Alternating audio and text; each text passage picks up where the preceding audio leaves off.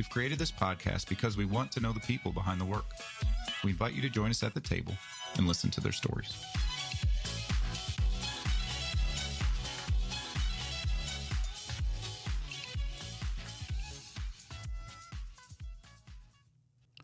All right, Hunter, we're back. Yes. It's been a minute. Well, Been so long, I hardly knew how to get this podcast started again. So hopefully it's recording at this point. So it is great to be back here. And we have a guest. And we always want to say special guest, but it seems wrong to say it again next time because it might negate our guest as being special today. But we still have a special guest. So our guest today is Christi Barbour, a friend of mine that we've met. We were just talking a little bit that really we haven't even worked together, but we've been work adjacent, maybe is a way to say that. But our paths have crossed in different ways, and I've learned a little bit of her story, and I wanted to share some of the story with you and with our millions and millions of fans out there. Does that sound good? Awesome. Can we do that? We love that. So Christi, I would love for people just to get to know you a little bit. So tell us about, this is not really about what you do as much as who you are, but tell us what you do. Just what is your work? Okay. First of all, it is my pleasure to be here. So thank you both for having me. What do? I am a designer of human behavior. And by that, I mean I'm an interior designer by trade, but also just a lover of connecting people and helping them be their best selves, whether that's through an interior environment, through a conversation, through a connection, through a friendship, through a relationship, whatever it is. It's probably why EOS resonates so well with me. Yeah, well, I've definitely felt that connection. You are a connector. That's true. As I would say, as much as I've gotten to know you so far, you are a connector. You love to connect people. So I can validate that as truth. That is not made up in any sort of way. Validate that. And I think it's one of the reasons why we get along so well, because I just think it's so fun when people, like-minded people or people who are interested in the same thing, and you're like, oh, I know her. Yeah. Her too. You need to meet. You two need to meet. Yeah. Let me make a phone call. Yeah. Let me make an introduction. Yeah, it's like a matchmaker, and it's so much fun because I think it's so hard in today's age, people to connect because everything seems so fake. And so having an opportunity for someone to know who's a real human to say, hey, you need to know, like Hunter's so amazing. You need to spend some time with him, which is true. You guys need to spend some time together. But that's great. But your background, so you own a business. Yes. And tell us a little bit about how that whole thing started. Can you take us back? Tell us a little bit of that story. A long time ago. Yeah, long not story. that long ago. Can't be Not that long ago. You know, I am a believer that our path is always the path that we need to take. And even in the wilderness of our seasons, when things seem hard and we seem lost, there's a reason for that wilderness and that quiet, because we can really help to get clarity. And that's, grounded in my faith, but also just in life. And so I had the good fortune of right out of school having a great job. And then the woman who I had done my internship for called me about a year into the job and said, come work for me. And I did some great work for her. And then I was approached by a really big company. And I thought this was like dream job, right? It was, my office was adjacent to the corner office. I was a right hand to an executive. We both had an assistant, and I'm talking, I was early 20s. So this was like fast trajectory. And I was loving life. I was in the furniture industry. I was doing a lot of retail store and showroom design, and then also some product design and development. And one day we were called into the conference room. This was just before the holidays, and I had been in my job less than a year. And the parent company from China had decided to close the company. And so in a very short amount of time, I was one of the few people remaining, and I was dealing with very angry customer service calls, people who had bought furniture and didn't know where it was going to come from. And I literally drove home every day crying. I thought, how on earth? So I started making lists of everyone I knew, because I knew my job was ending, but I wanted to live up to my word. I said I would stay to help them close it down.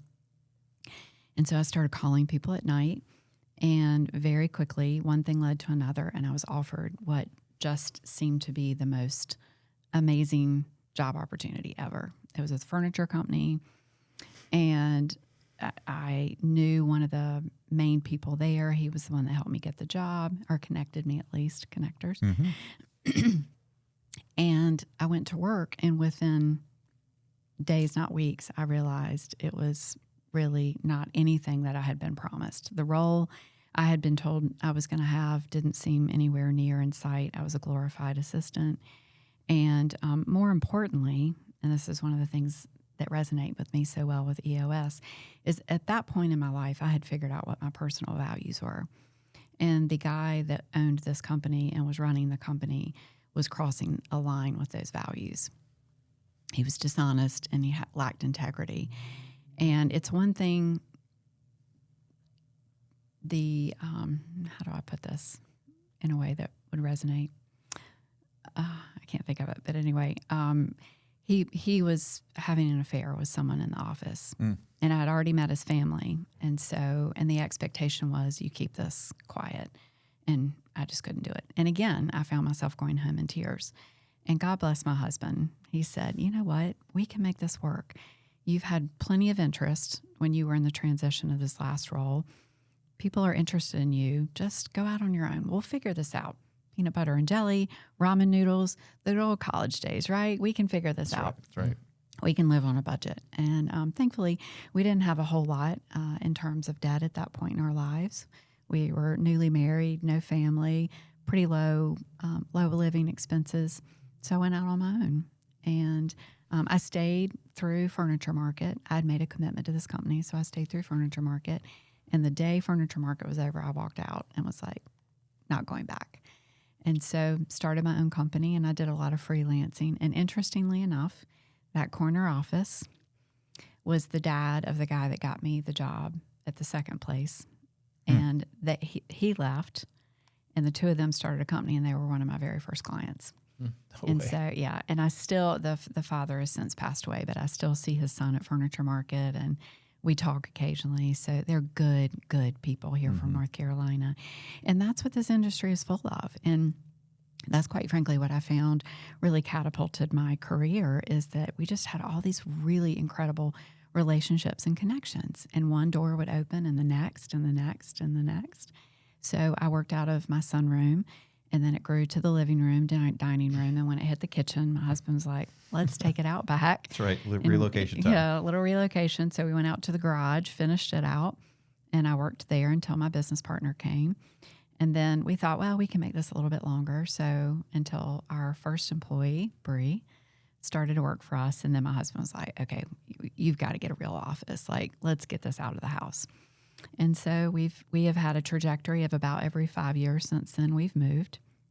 But we are in our home now at Congdon Yards, which is a downtown redevelopment project that we were really incredibly blessed to work on. And I fell in love with the vision that David Congdon, he's the chairman of the board for Old Dominion Freight Line and the benefactor of Congdon Yards. He had a vision for this and invested personal funds into it. And I just fell in love with his vision. And I'm like, that's where I've got to go. That's where our office has got to be. It's amazing. And space. so we ended up there. Yeah. And we've had really slow growth over the years. You know, we started with my business partner and I, no intention of having any employees. We just thought we'll work part-time and be moms part-time. And within a year, we were both working full-time. And within a year and a half, we needed help. And within 2 years, we needed more help. So we stayed at about 5 for probably the better part of 8 to 10 years. And then started growing from there. And we've ebbed and flowed a little bit, but we feel very committed to taking care of our team in ways that make them want to stay and create the culture that, like, I love when people say, I want to work there. Like, I strive, I chase the opportunity to give people the desire to want to work there. That's what makes me happy. Yeah, and talk about a contrast from the place that you came, where you're the glorified assistant that had to just not be herself and hold everything in just to cover up whatever was going on. Yeah. Before we move, there's so many things I want to ask you about, but I think you need to explain Furniture Market. Okay. Because sure. like that's a local phenomenon that I've been here for 22 years and still like it's such an interesting thing. Yes. And it's changed over the years too. But what's Furniture Market? You mentioned that a couple times. It is, and Furniture Market's a big part of who I am. Furniture Market happens twice a year, typically in April and October. We have an economic impact of over $6 billion. And so you've got to think about the size of Super Bowl and magnetize that to the income of the state. So the economic impact to the state is quite serious. We have people from all over the world that come, typically about 80,000 people come into the Tri-City area, High Point, Greensboro, Winston-Salem, and manufacturers from all over the world show their products there. So for people who don't understand furniture market, I like to explain it's the showroom where retailers come and shop. Okay, So they buy their products and put it on their retail floors. Now, in today's world, that's not just brick and mortar, which is freestanding buildings, but that could be online like a Wayfair or an Amazon. And it can also be design driven like my firm where we specify products, but we don't have a retail store. So really anyone who is buying retail products for the residential primarily products are coming to this market. There's a little bit of commercial, but commercial also has its own market in other areas. So you've been a lot of relationships built over time Yes. through that. Yes. So talk about that. I mean, I think that's that's just something that resonates with me. Again, another thing that we have in common is relationships matter. I mean, clearly that's been part of your story. But what's that look like as far as your work, like adding people to the company? And you said I love what you said. I don't remember if it was like I get pleasure from it or I'm happy when you're inviting somebody into this culture. So talk about that a little bit. Why is that so important to you? Mm-hmm. Well, let's unpeel that onion. There are so many we got plenty of layers to time. that, Let's Josh. do that. Let's do that. So first of all, I joke that the people on my team hate to shop furniture market with me. And the reason that they don't like it is because I get stopped like every 5 minutes. And it's always like, oh my gosh, I haven't seen you. Think about it. It's like high school reunion from the world. Right. And it is so much fun because these are the people that we rarely see 2 times a year or less. And so, of course, I'm going to stop and visit and talk.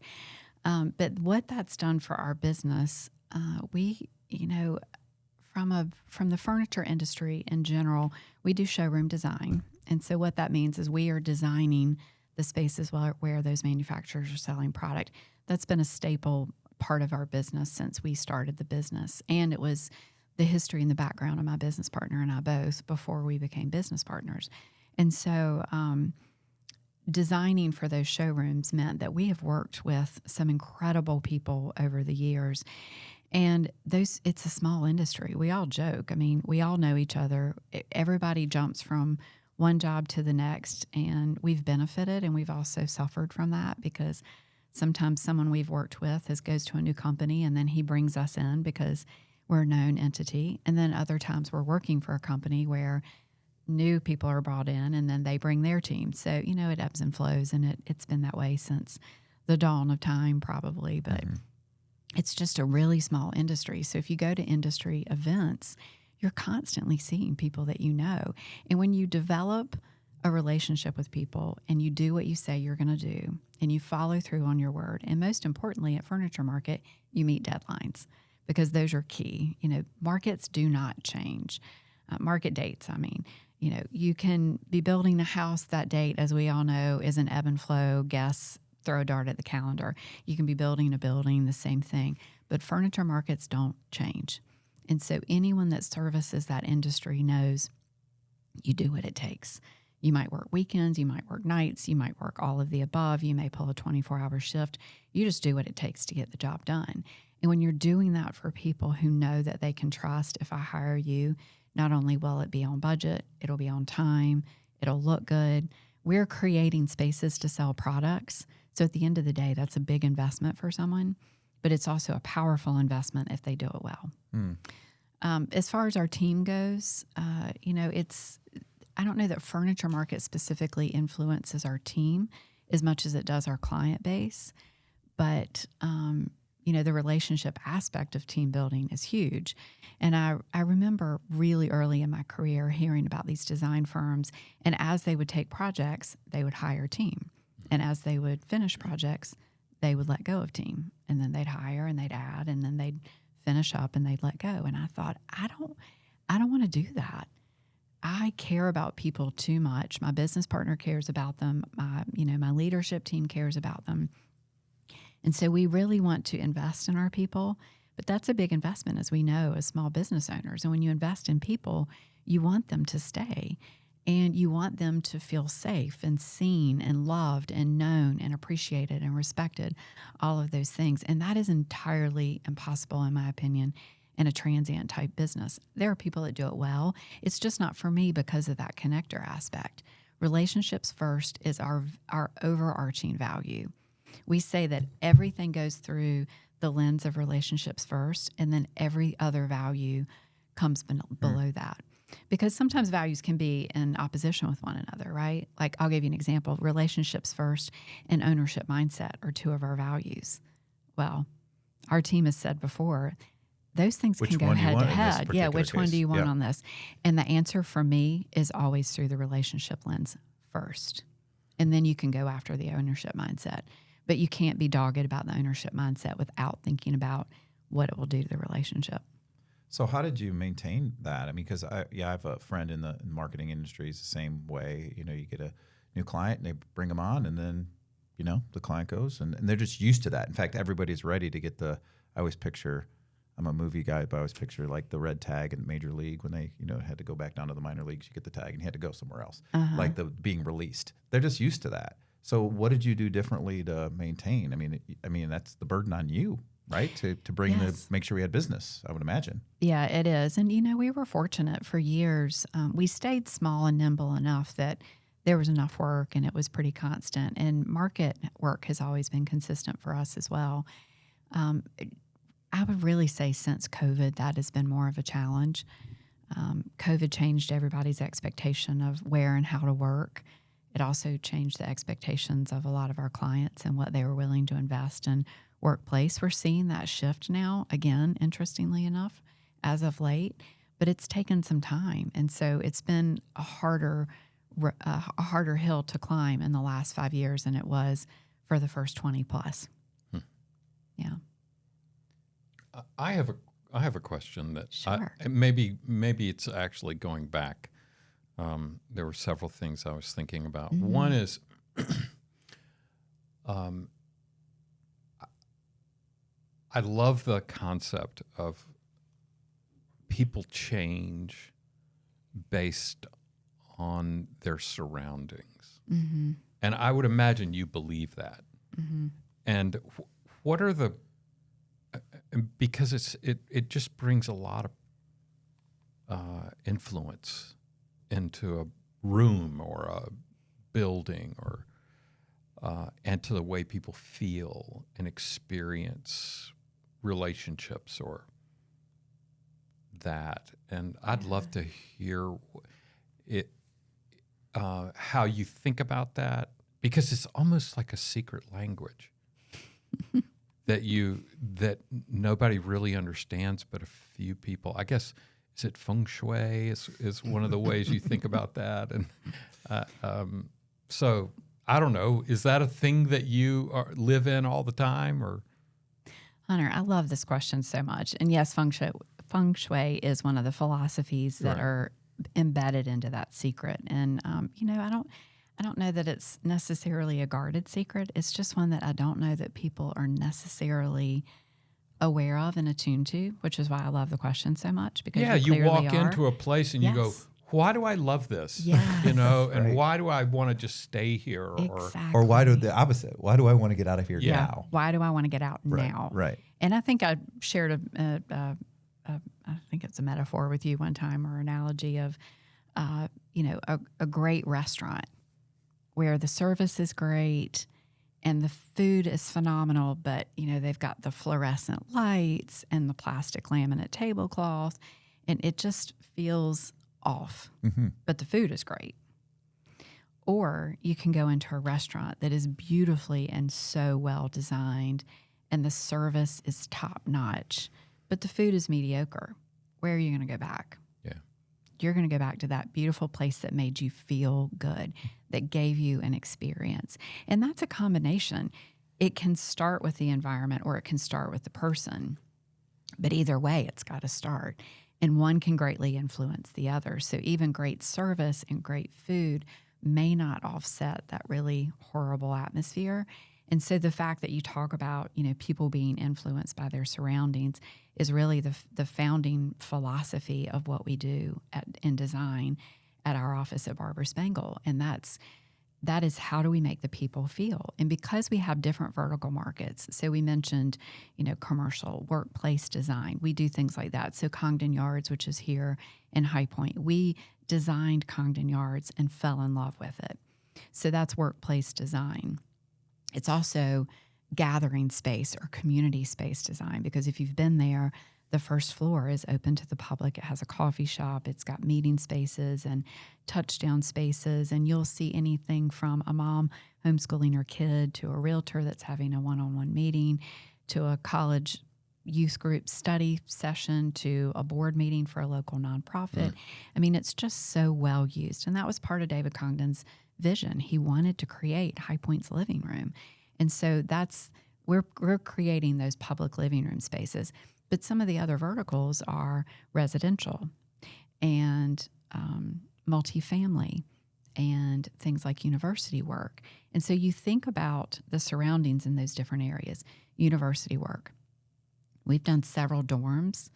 And, I go into that thinking, I want to solve the crisis of kids who have left home getting homesick. Like, let's create an environment that is so amazing that they don't have time or energy because they feel wrapped in love and energy and things to do and all the things. Now, does that really happen? Maybe not, but it's certainly an effort there that helps to do that.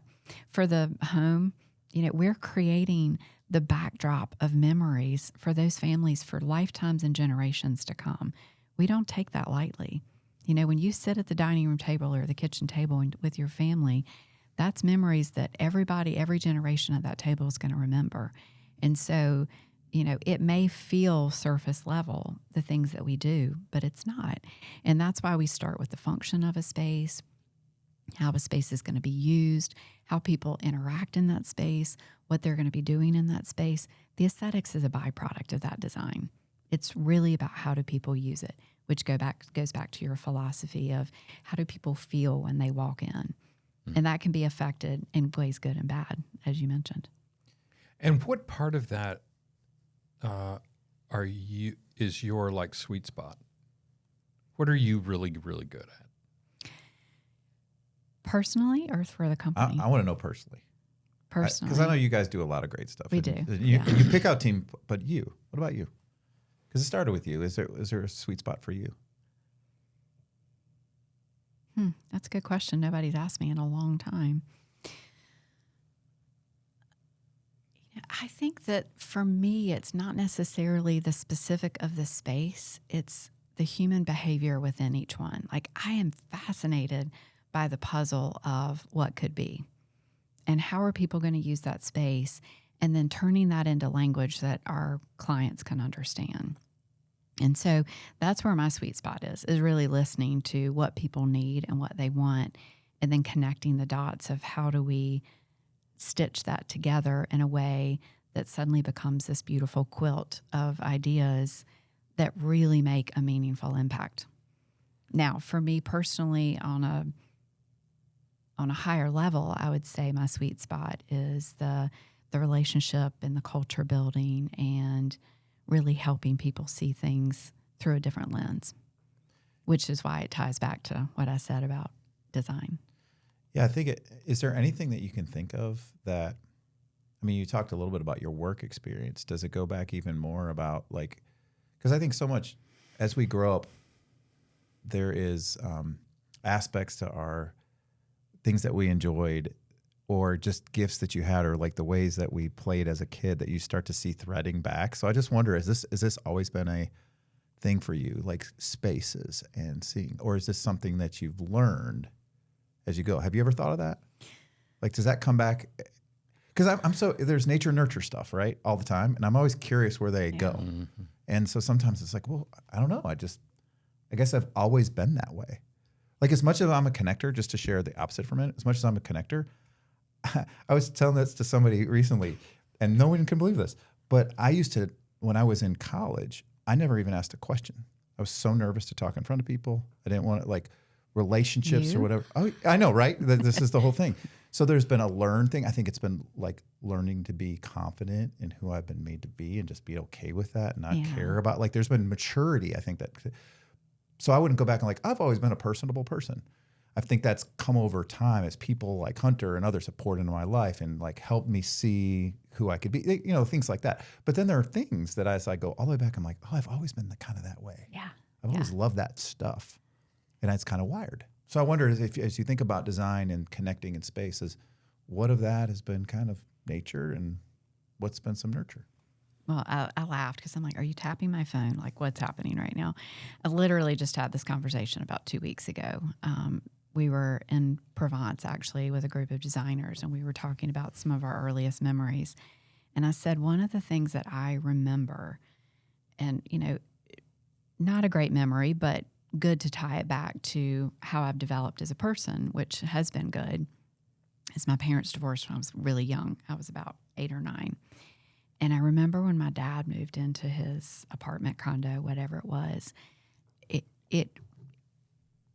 I felt this sense of urgency to like make it feel like home for him very fast. You know, I was putting the kitchen away. I mean, I was probably 9 years old. Yeah. Putting things away in the kitchen, like stacking his books beside his chair, things that a 9-year-old could do. I mean, I wouldn't say that it was anything specific to design, but it was homemaking, placemaking, Right. giving him a sense of place. And then right after he moved out, we moved, and I found that I was doing the same thing at my mom's house. And the dynamic of that, at the time, they only lived a couple of miles apart, but within a very short period, my dad moved 3 hours away. And so then there was this trauma, it's probably a strong word, but, you know, there probably is some truth to it, that I was living this dual personality. And my dad was living 3 hours away. My mom was where I grew up. But my mom's life took a turn in one direction, and my dad's life took a turn very differently. And so I was straddling this very bizarre life where my dad was, you know, it was trying to make ends meet every month to month. And my mom had a business that took off.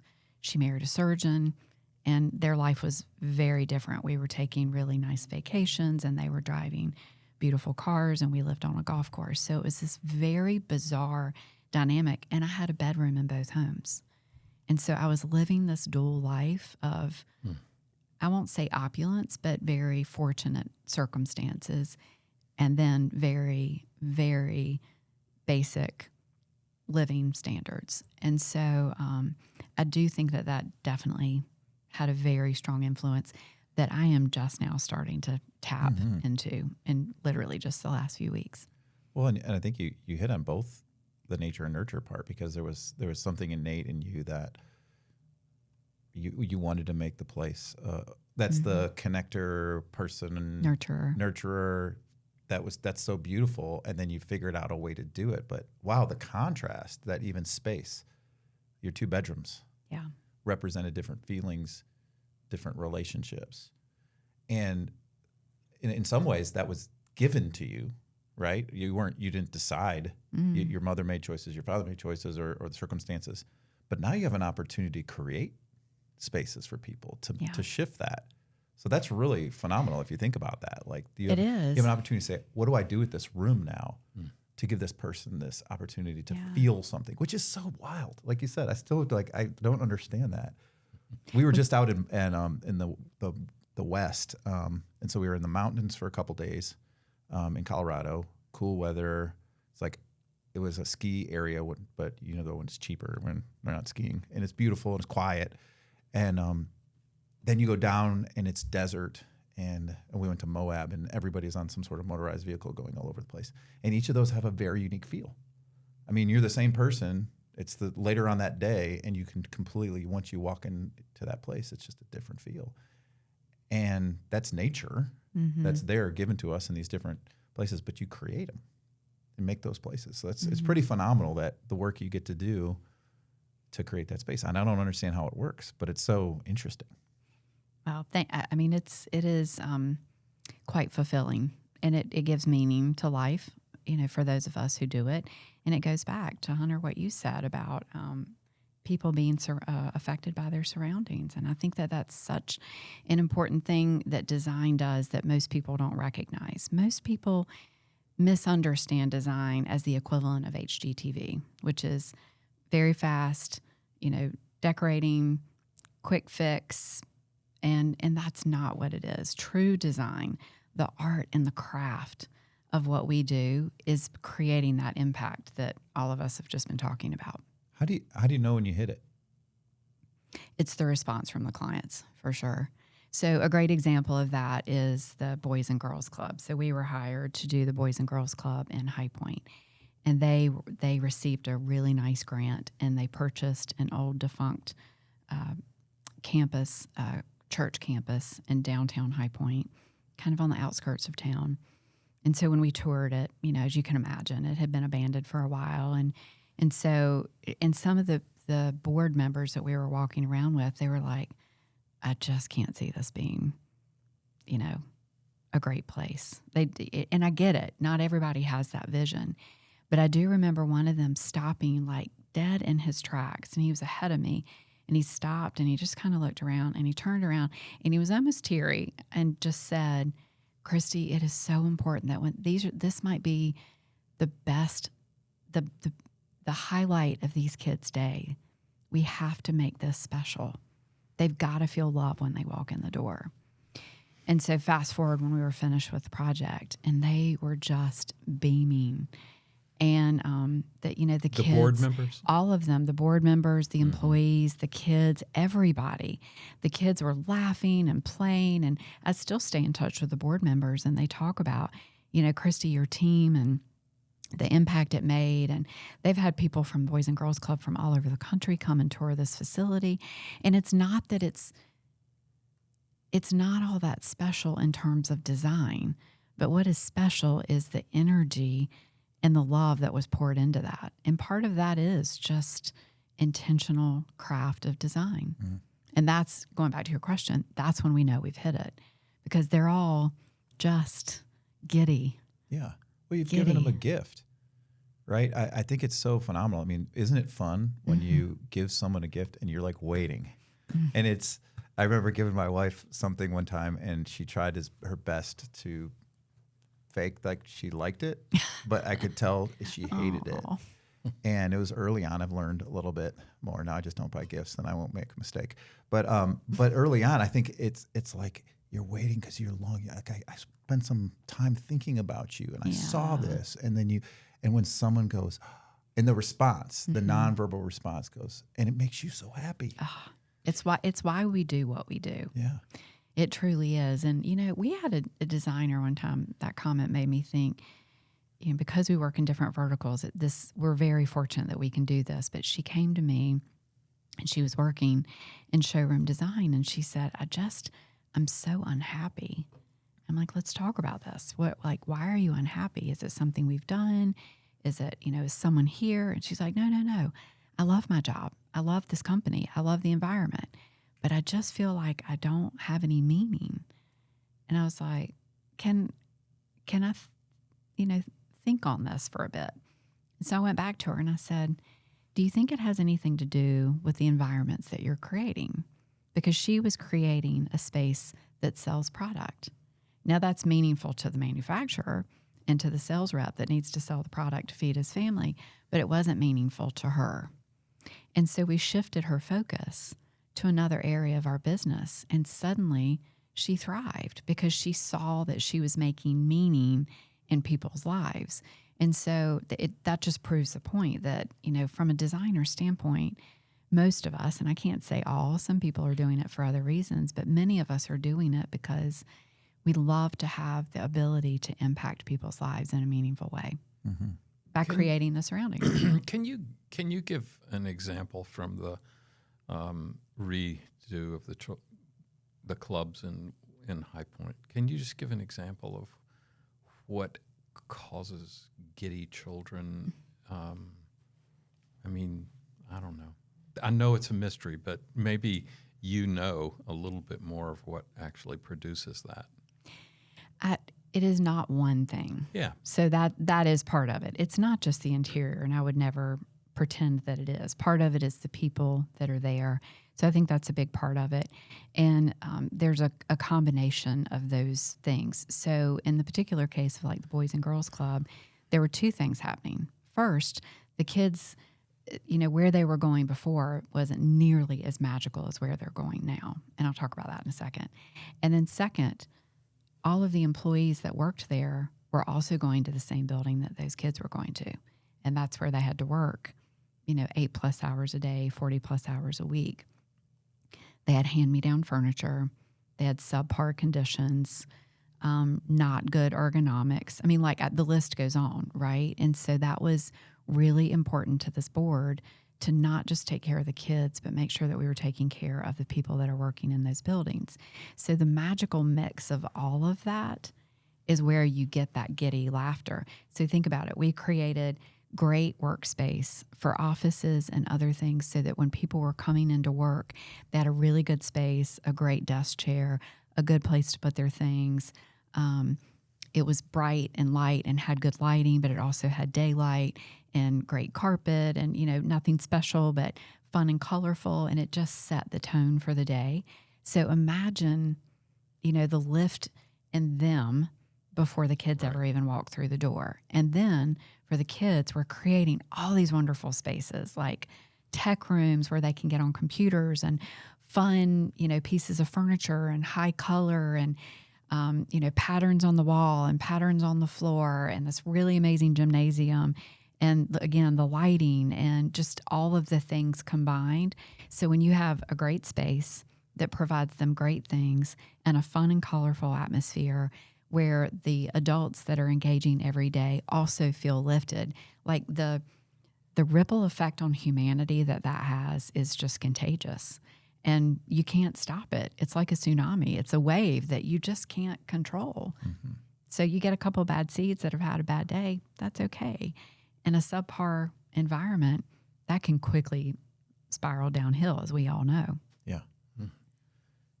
Wow. Does that help? Yeah, Yeah, sure. good. It does. Yeah, the synergy of many things coming together. But the thing that you keep circling back to, which maybe it always surprises me, is that it's engaged, maybe happy people Mm-hmm. who kind of enjoy what they're doing and feel like they're in the zone of what they're good at. And if you can find those kinds of people or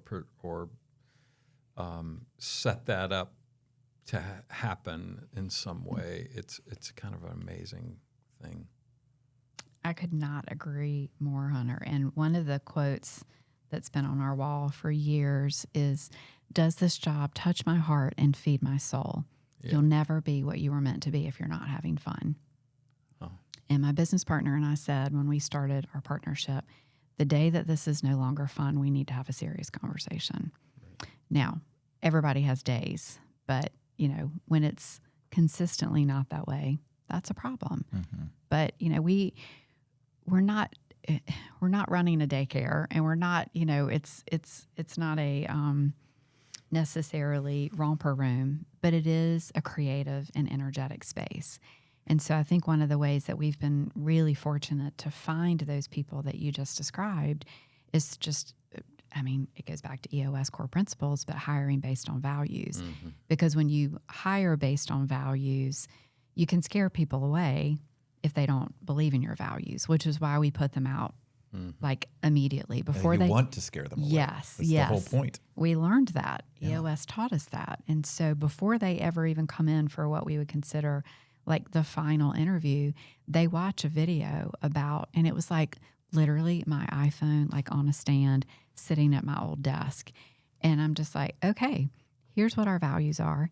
Here's what they mean. And if these don't resonate with you, that is okay. There's a great job out there for you somewhere, but they need to really resonate with you. And so one of those things, going back to what you pointed out, is joyful enthusiasm is one of our values, and never-ending creativity is another one, or never-ending imagination for that creativity. And so those two combined are part of that magical mix of that happiness and that creativity and that never-ending imagination. Every time I say that word, I think of Disney World. I'm just like, never-ending imaginations. That's what the Imagineers are, right? And that's, you know, my we can dream only job. hope that It's we my dream have that depth, that depth of creativity and imagination. And we do. We're very fortunate. But it's, I guess the odd thing is that it's not like there's some people that have that and some people that don't. But it's like there's some people that have maybe had it beaten out of them, or they've just, you know, you began the whole conversation with wilderness, and sometimes there's been too much wilderness. Mm-hmm. Because I don't know that those things are, you know, you've either got it or you don't, but somehow you've it's been cultivated. Mm-hmm. And you know, I don't even know what to do with that comment, but I'd like to do something with it, because I think when you think about core values, it is a non-negotiable, but there is a difference. Maybe you're saying this too, right? There's a difference between like someone who wants that and doesn't know how to do that. Like, yes, that resonates with me. Please teach me, Christi. Mm-hmm. Please show me more of that, because Right. that makes sense. I smell that. Or that's what we'll say about core values. It's what this Gino Wickman would say, what you reek of. It's just the smell, you know. And I say, are you baking cookies or are you having fish? You know, like what's the smell in the home or in the space? And so, but sometimes it's just a repulsive for whatever reason. They either innately don't have it, or they've had such wilderness they can't get through it, the trauma or whatever. And it's like core values, I love to say, are not good things. They're not good things or bad things. They're just our things or not your things. Mm-hmm. And it's you're our people or not our people. And like the whole idea of tribalism, there is a beauty to like-minded and like working together with energy instead of always fighting. But if you just circle the wagons and never ever ask somebody outside, then that's where it's problematic. Right. But to have a work environment where we just throw a bunch of people in there, and then all we're doing is trying to figure that out, when you can get people moving along. And there's some people like, I'm not sure, but that feels right to me. And I resonate with when you said that, when you gave my core value speech, Christi. Boy, what you said that, would you show me the way? Then you can invite them in. yeah. And I think that's what's hard. It's not, I think a lot of times we've misplaced core values as things that are good versus things that are bad. That's why most people's core values aren't actually core values, because they all say things like integrity. Right. They all say things like, you know, again, no one's going to say we're liars, you know, like that's our core value. So maybe some would, if they were honest, they would actually say they're liars, and that would make, maybe there's industries like that. But I just think the core values thing is interesting. And I'd love to turn this, because I wanted to talk to you a little bit about this, because we had a little bit of a conversation, you know, months ago probably. But you've been working on a little bit of space and value and how those relate. And I love to talk about that a little bit, because I think we're getting into some of that, like the core values piece and the space piece, back to how we feel. It either brings it out in us or pushes it down in us. Mm-hmm. You've been thinking about this a lot, and you've been working on talking about this. So I'd love to hear some of your thoughts I on would love to share that, because I'm really intrigued. Well, and they actually directly bridge back to what you just brought up, Hunter, because, and I appreciate that you, even if you didn't know what to do with it, you pointed it out, right? Because it was something that was resonating with you. And I do think, to your point, Josh, that what I've been working on is this concept of design and how design needs to reflect the values of whatever it is, whether it's the values of a home, the values of an organization, the values of a company, a culture, whatever it is. And so I think the piece that maybe you were sensing, especially in the people, is how do you tap into it? Because people are not necessarily either born with or without it. I agree with you. I think those things exist in all of us. And to your point, it's whether it's been cultured and cultivated and really developed, or somehow sadly beaten out of someone. And I do believe you're right, Josh, that sometimes there are people that are like, yeah, I want that. They may not know how to get it, but they want to chase it. Like they want to chase that excellence. And so this three-legged stool concept is you can have a great organization, but like, how do you really get a healthy one? And the way that I've been looking at it as of late and just diving in and thinking about it is you've got your values, which are very important to an organization, whether that's a church, a business, a home. And then you've got the environment, which I believe to be equally as important. Sounds like you guys do too, based on this conversation. And then there's also the health of the mind. And that actually, I think, goes back to what you were touching on, is like, how do people resonate with the values that you have? And so from an influence standpoint on the interiors, where I see that happening is you can have great design, but no values and or no real healthy mind, and you're not going to have a great workplace. So it's the three-legged stool analogy that if you take any one of those things out, something's going to feel off. But the overlap, the Venn diagram, where you've got a great workplace, a great culture, and really great healthy people, where that overlap is a really healthy organization. And part of that is the values that you have and really cultivating them, to your point, in the people that you've got. And the culture of an organization is not just about values. This is where I see the difference, because a lot of people think values equals culture. And I actually think culture is this wonderful mix of your values, your behaviors, the things that you say, your voice, and the maturity in which you handle all of those things. Because as we know, through all assessments that we take, whether it's Strengths Finders or anything else, you can have basement in things that you really excel in. And you can also have the balcony, or you can have your shadow and your highlight, whatever it is you want to call it. So when we've got, if there is the shadow that's coming into play, you still have problems. So getting people healthy in their head and really living true into the culture of an organization takes hard work. That's different than your values, and that's different than the creative workspace.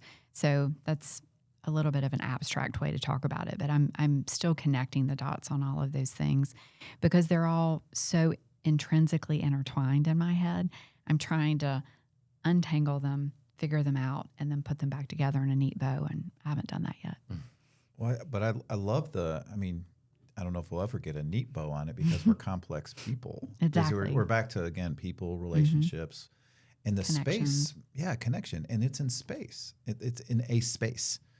Not in space, but in a space. Maybe it's in space. Maybe one day, SpaceX. That's true. That's true. We could be on it, but I wonder what the coffee shop's going to be like there. But if you think about when meeting people, where do you want to meet? That space that you're in can oftentimes usually informs even the type of conversation you have. Mm-hmm. And so you pick a space. Like if you want to have a serious meeting with someone, right? You don't go to a casual coffee shop probably. You probably want to have a meeting in a boardroom or something. Like we try to couch that around. So I think it's fascinating that you're going even deeper to that. The culture, which is expressed in values, expresses itself in space as well. Mm-hmm. I think I've shared with you, my wife has finished her degree in counseling, and one of the things she's been thinking about so much is she does not want to do it across of a desk. She just doesn't want to do that way. As she's walked along with people in her life, it's usually literally walking somewhere and out on a footpath or, in a park. And because people are just the same thing of giving somebody something to drink, just calms them down and they can have a conversation, right? By putting something spatial in there. So the importance of relating those is so fascinating to me that you can actually manipulate, maybe is the wrong word. It's true as long as you're not negatively manipulative, but help guide people to a place where they can open up or they can relax or they can get intense. Space matters and it reflects values, which I never, until we started talking, I never thought about it at that level. I just thought about it feelings. But it actually can tap into the value. It can. And that's one of the reasons why I was so excited about it when I talked with you, whatever that was, probably almost a year ago, that is something we've been doing for years. We actually just trademarked the term the mirror method. And that's because we are creating spaces that reflect the people, the brand, the culture, the environment, the family, whomever is in the space. And so rather than being that type of designer that has a look like you may see on TV. We're the designer that says, what do you need, Hunter? How does your family interact in this home? What do you like? Right. What's full in your, what colors do you like in your closet? You know, like what makes you happy? Or, you know, for a brand, Josh, talk to me about EOS and how do you run your company? It's going to be orange.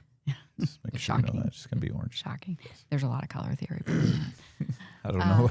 Talk to Gino about orange, but we have a lot of orange. Yeah. So, we really lean into that, and it is your culture / values can be completely reflected in your environment. Mm-hmm. And I think that that's an area that a lot of people could make a huge impact on their employees, recruitment and retention, the health and happiness of their team, how their family interacts at home, whether or not they want to hang out in the living room or they dash away. I mean, there's so much that can be done with the interior environment. You know, it's interesting. One of my favorite things, in fact, it's my favorite part on the VTO. You know what that is, the Vision Traction Organizer. These 8 questions you go through to articulate your vision is the 3-year picture. Yeah. Creating a picture, which is that visualization of that space. What does that company look like? What does your company look like in 3 years? And oftentimes it's just some bullet points. But then I'm like, no, describe it like you would describe the vacation you went on. Like what'd you feel like? What'd you think? And it's so transformative when you can take someone there and then you can drive behaviors to it. Like you can actually plan to that picture when you actually articulate that space. And what's funny is a lot of times it usually takes you till year 2 or 3 where it really becomes much more creative and people just start to say what they really want and what they really see. That, you know, a lot of times they'll just try to get their culture, let's put a foosball table in the break room and that'll make our culture great. And you're like, yeah, but no one plays foosball and you don't even know what foosball is. You just think that that's what you're supposed to do. And you wonder why your culture, you're not thinking about like I love thinking, and this has shifted my mind since talking to you, is how do you make your values come alive? So when you do a core value speech, you talk about your values, but now how do you actually embody the values? Which is such a phenomenal way to think about it. Now, all of a sudden, your furniture matters. The lighting matters. Are we going to have a space? And in a culture that, and I'd love to hear your thoughts on this, in a culture that's moving farther away, I'd love to hear that it's swinging back a little bit to being actually in space again. How has that been, that shift away? I feel like that's why we're moving back perhaps, because we just realized virtual reality is not reality. Yeah. It's not actually space. Yeah. I do think that that's a large reason why we're seeing so much of it swing back. And people just, as human beings, we are built to be relational, not on a video screen. Now, there are certainly people that works better for, and they're thrilled and happy for it. But I would say a much higher percentage, and I don't know what that is. I've read a lot of studies, but the human condition wants this. I didn't want to do a podcast interview on Zoom. You know, I wanted to be here in the room with you and to see your body language and to hear you and to, you know, just breathe your air. And I think more and more people are feeling that way, which is why we're seeing that swing back. However, or in addition to that, not even a however, the spaces are going to be very different. They're going to be very relational. They're going to be very hospitality driven.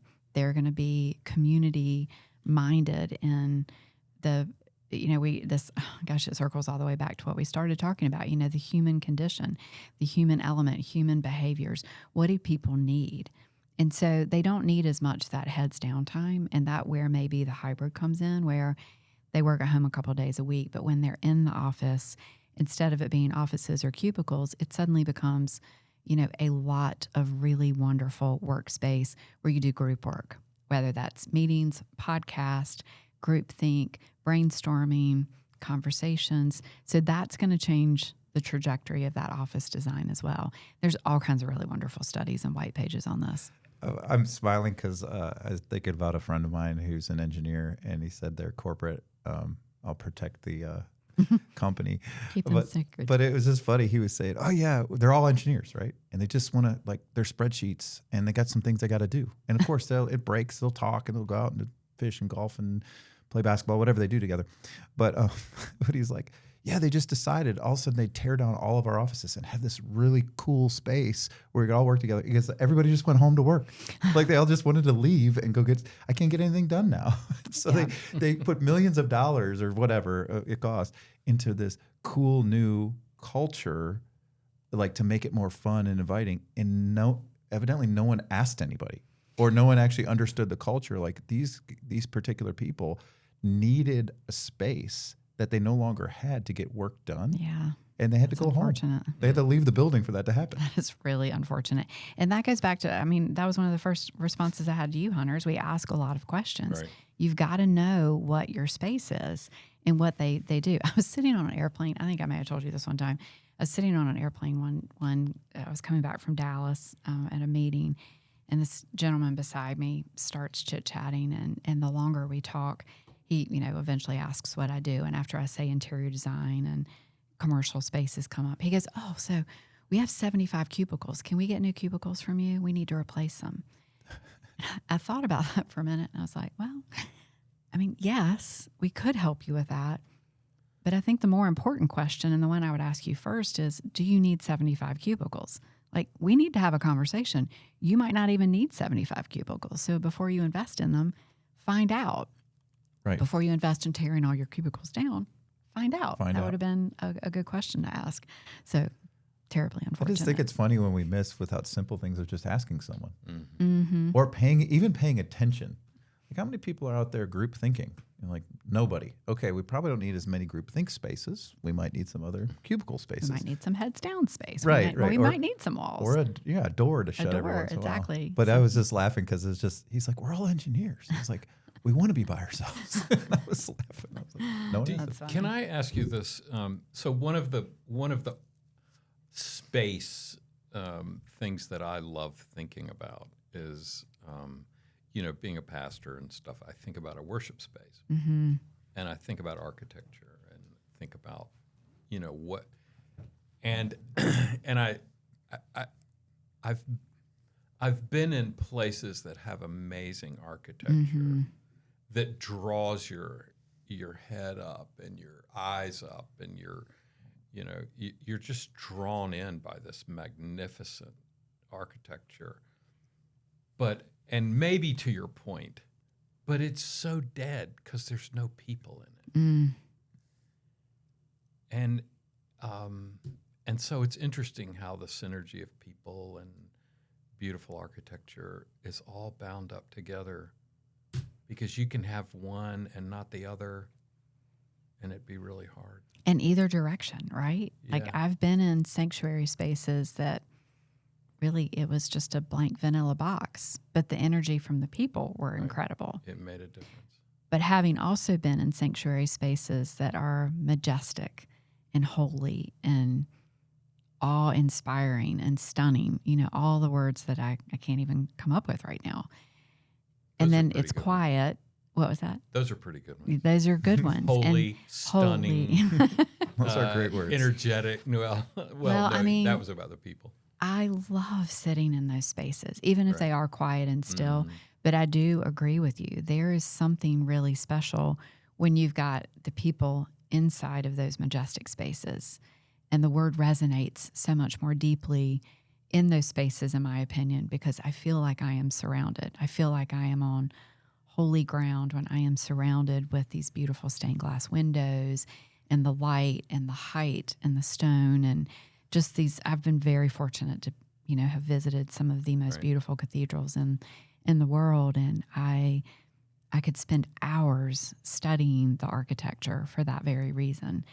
And it's an interesting dynamic, the way I see things shifting, and you probably could talk about that for hours, but just in the way people are spending time in the church and what our churches look like now. I just drove by one on the way over here, and it looked like it was an old industrial building. And so, I love the majesty of beautiful architecture. That's where I would prefer to be, for sure. Right. It's very expensive these days. It is. to do all that, but it's amazing how it forms you. It does. There's no doubt about it. And so I guess it goes back to what are the things that form us so that we resonate to these things, and so that we're changed by them, and we're attuned to those things instead of just like, who cares? Because I think a person who says who cares is not as healthy as they could be. Mm-hmm. And it's just like, for me, when people don't appreciate being outdoors, and just in that architecture, with all the sounds and smells and experiences, and just the wind touching your body, and all, and the temperature, and spider webs hitting your face. Really, all of these things are a part of it, and and I think it things they just come to life in those places.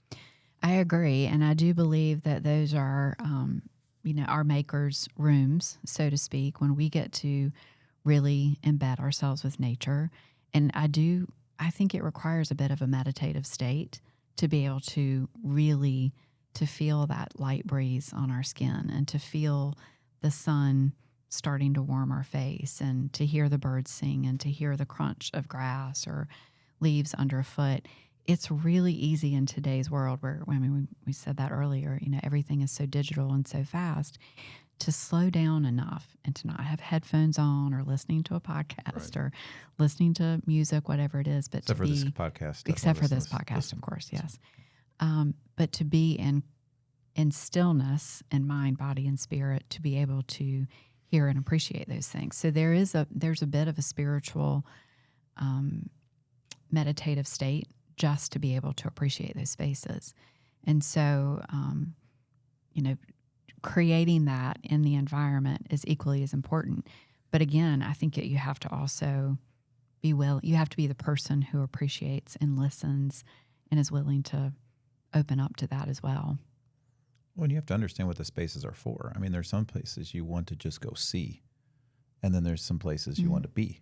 Mm-hmm. Right? You want to see some things that aren't necessarily, for the same purpose. And so I think sometimes, and maybe the church is one of those places who tries to be all things to all people in a way that we miss completely, or it's like, and maybe it's not just the church, it's any organization that's trying to be so wide spreading that their message is no longer there. So come here and be very serious, and also have a lot of fun. And it's for community, and it's also for thinking and meditation. It's like, how do you do all those things in one particular place? I mean, again, why the outdoors are so important. I was in a mountain. It's a very different feeling than in the desert. Like, I wanted to see the desert, but I didn't want to live in the desert. Like, it was pretty cool. And it was fun to play in, and beautiful in such a strange way, by the way. I was wandering in a wilderness going, why do I feel this is beautiful when I wouldn't want to live here? We would call it a wilderness. But then up in the mountains, I was like, oh boy, just let me live here, the temperature. So I think we have to back to values, purpose. What's your intention with this space? Like, what are you trying to do? And when we try to be I think multi-purpose ruins the human condition in some level. Like multitasking is a myth. It's a terrible myth. Right? Like everything multi. Like, let's go to what kind of food do you want? I don't know. Let's just go to a buffet. We can get it all. And like, in that experience, we get none in some ways. Right? And so I just think it's so interesting that I love the work that you're doing, and even the things you're thinking about that expand outside of just the area of design, but into the human being, because it takes intentionality. We have to slow down. We have to pay attention. There are likes and dislikes of people, and they're okay. Right? So I think it does matter. Like, there's some places, some churches, back to the church building, some churches are like, yeah, I'd like to, this is cool, but I don't want to be here. I don't want to be with a bunch of people here. Maybe I want to be alone here, like you were saying, a place meditative. But man, a bunch of people, the acoustics are terrible in this place. You go to some of those beautiful churches, you're not meant to have a conversation. Turn to your neighbor and say hello. I can't hear you because of the way the acoustics are in there. So it's just, I think it's being intentional is so fascinating. And I just think we're so efficient as a culture that we struggle with that. I would imagine you get some of those requests like, So when you ask, what do you want? Well, I want this, this, and this. Can you all put it in that room? Oh, yes. You're like, For yes, sure. but it wouldn't be very good. Yeah. We do. And the multi word comes up a lot. Multi-purpose room, multi this, multi that. But, I think, I guess just age and experience and wisdom at this point in my life, because I've got some at this point. Absolutely. Just had a birthday. I'm thinking about life differently now. And interestingly enough, you said something earlier I wanted to swing back to about just culture and values and slowing down. And I do think that it requires, much like my comment about being out in nature. I don't know, maybe there were 20-year-olds that go out into nature and get really still and quiet and appreciate it. I didn't. I started a business, you guys heard. I was like fast and hard right out of the gate, and juggling raising kids and being a mom and owning a business and all the things. And so it took me a long time to slow down. Mm-hmm. As a matter of fact, it took major health problems to slow down. And that was a real wake-up call for me. And so I have since really tried to be very intentional and go out in the wilderness and hear the birds and hear the grass under my feet. But then also, we were talking earlier about, what is that vision? What's that roadmap look like? And this is part EOS life, but part just life in general. And really thinking about, who do I want to be in 10 years? And how do I get there? And you were talking about this in business, but I just wanted to share, recently, figured this out on my own, thinking about it through the lens of a VTO, which goes, tracks back to EOS life. But where do I want to be 3 years and 10 years? And I've always felt like that was so abstract. 10 years. Like, geez, I can't even figure out next year, much less 3 or 10. And suddenly it's become very clear. Like, I am getting really clear on, what does 10 years look like for me? And so I did this exercise where I was like, okay, what are the 8 buckets of life that I really need to lean into? Spiritual. 8. It was 8 buckets. So it was like, I can't even remember them all, but it was like spiritual, financial, vocational, community. I can't even remember all of them. So there were 8 buckets. And so what could I do in those things that would help me to feel good about what I'm doing just on a day-to-day? So that, am I going to take a class? What am I going to eat? How am I going to exercise? Those types of things. And also then, what are the attributes of what I'm doing that's proving I'm working on this? Now, keep in mind, I've just started this, so I'm still figuring it out. And who knows if I'll still be doing it. You can talk to me in a year. But the other thing that I did was I took those same 8 buckets and then I translated them 10 years out to how am I living my life in those 8 areas? And what does that look like? And so it was interesting because some things were easier to answer 10 years out and some things were easier to answer today. So I was able to use both to work it forwards and backwards to figure out, well, if I know I want this today, what would that look like in 10 years? Or if I know I want this in 10 years, what do I need to be doing today? And all of that tied back to my values. And suddenly I was like, this is what it's like to do a VTO for your life. It was truly like, I just did this on the way back from Provence. I was with such thought-provoking people. I planned to sleep on the plane the entire way back. I got on the plane, I started journaling, and I wrote for 8 hours straight. I was like, it was like something unlocked in Provence. Could be the nature. We were outside, we were walking, we were just inspired by nature, architecture. The light over there is fantastic. The conversations were so good with other business owners that literally something just clicked. And all of a sudden it was really clear, oh, I need to get serious about this. If I want to accomplish these things in the next 10 years, or I want to have that life in 10 years, I better start doing X, Y, and Z. And oh my gosh, how fun that was to figure out. It was like a puzzle. Well, I just think it's so interesting, right? When you have the time, you don't think that time matters. And then when the time starts shrinking, you're like, the idea of speaking in decades always was so funny to me. This is old people talking. Exactly. I'm like, I'm not that old. I'm talking like that now because it just goes by so quickly. Mm-hmm. And 10-year thinking is a very important discipline. And actually, you get there quicker when you actually can envision something that far out. And it doesn't have to be 8 things. It could be even just one thing. You're going to get there, right? Right. Because you're actually thinking out. And I think this has been part of the move, efficiency, consequence, is we just don't think. We don't sit and go, I wonder what that would feel like in there. If we do, we feel like it's a test. Like our kids at 10 have to decide, probably at 5 now, have to decide what they're going to be in college. You know, like that's their 10-year thinking, and you hire a coach, to get there. And that's like a real thing. You can hire a coach to make sure you get into the college when you're in grade school. It's unbelievable. Gosh. That sort of 10-year thing is not what we're saying. We're saying, what if you just dreamed about 10 years? What would make me happy? And it's just such an interesting thing. You said that shifted for you. So was there something specific that shifted? Well, I want to just touch on what you just said, the dream. Yeah. Like, I think I finally allowed myself to dream. So what changed? Because I resonate with that. I struggle with dreaming sometimes because I'm afraid it won't come true. Yeah. Or I'll screw it up.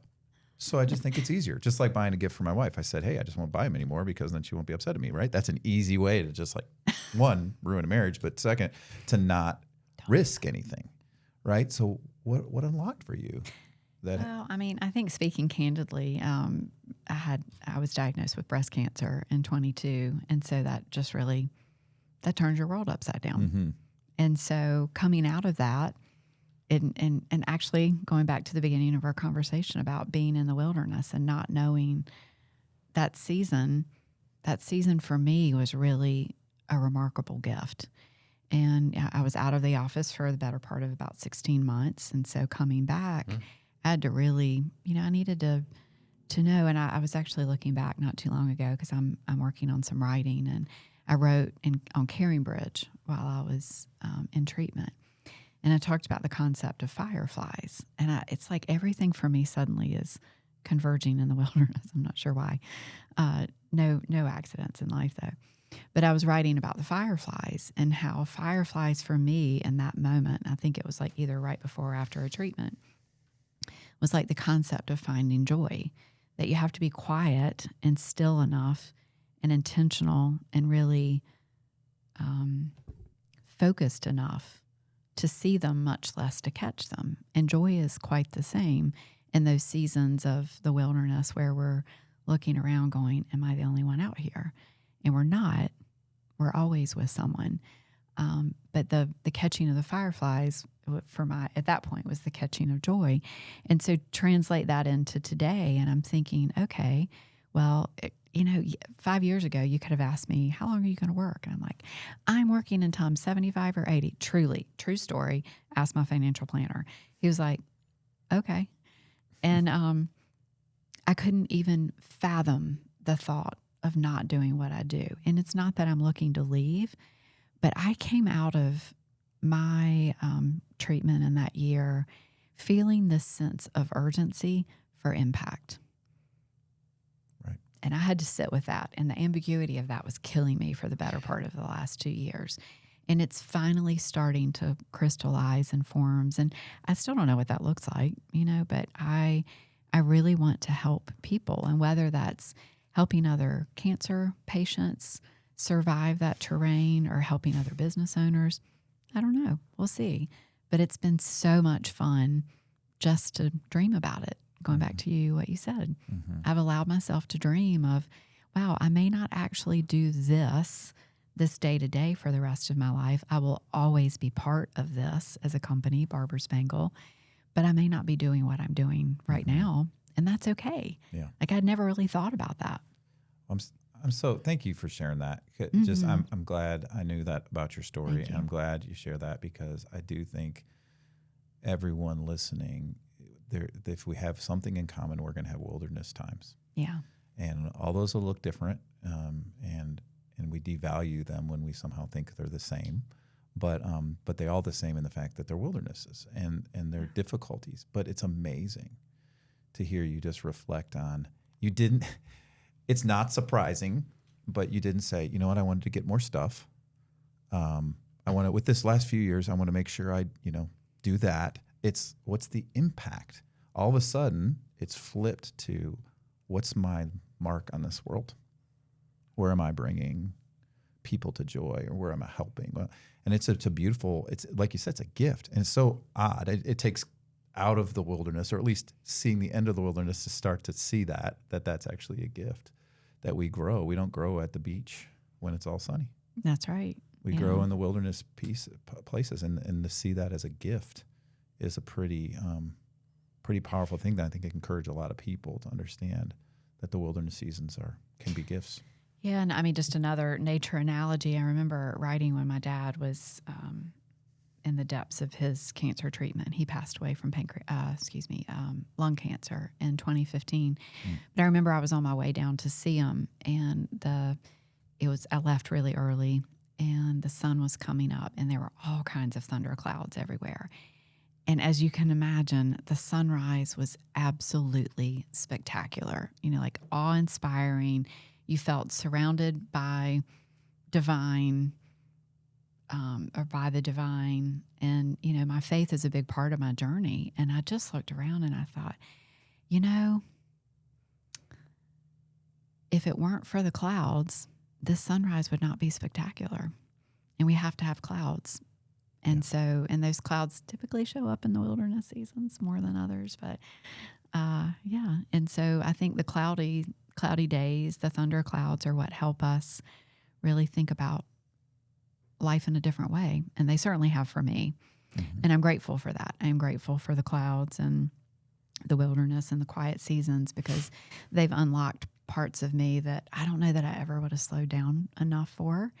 And that's what's been probably the greatest gift, is I didn't come out of this thinking I want to go back to normal, like quote unquote normal, like what is normal, right? Kind of like when we all came out of COVID, everybody wanted to go back to normal, and we're like, what is that anymore? But for me, I didn't want to go back to whatever it was. I just wanted to go back to a life of abundance, and finding abundance and joy and love and relationships and connections and helping. And that for me has been a driving force for the last couple of years. And it's brought, life has its stress, as we all know, and it's been full of it lately with everything going on in the world. But, I'm still disconnecting, and I'm doing all the things that are bringing me joy and hoping to help others do the same. I've been thinking much of this time, and it was a funny kind of a thought that I really want spaces to change me. Mm. You wish that it could. And it does in many ways. It can. But I was just thinking, the wilderness is a room. It's a space. It is a place you go. And it has an impact on you. Indeed.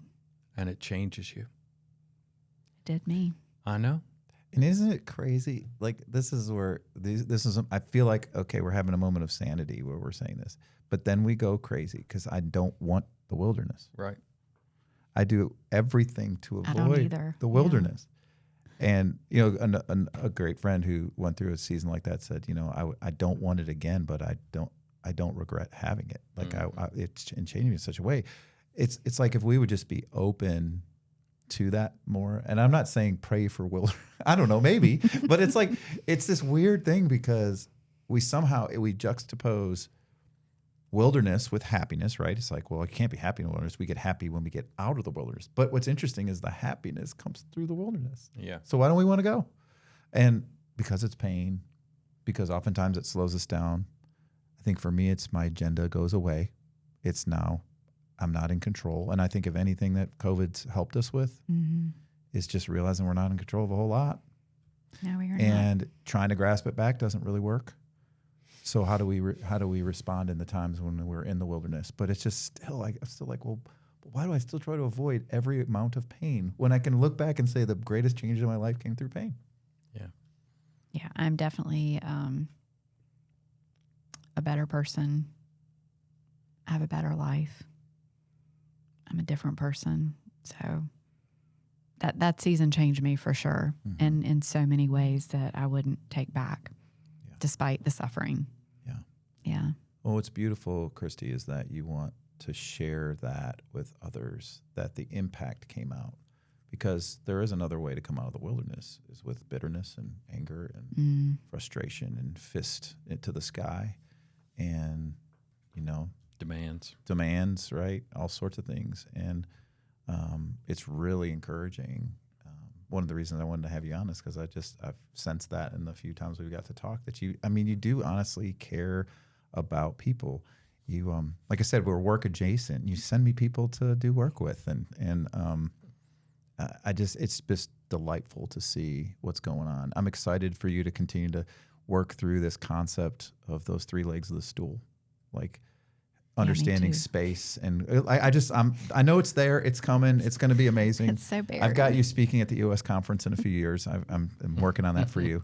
Keynoting, that would be so amazing. But it's just been a delight to get to know you. So thanks for spending time with us today and just sharing a little bit of your journey and the things that you're learning. And I think for those of us who've been listening and participating, it's gotten us to dream a little bit too. So to think a little bit bigger of the spaces we're in, not just the what we have to get to do next. Yeah. So thanks for that time. Really enjoy the time together. Hunter, Josh, thank you so much. This has been a pure joy to get to just sit and chat about life and love and happiness. So thank you. You're welcome. And it is a delight. So we're looking for more. Thanks.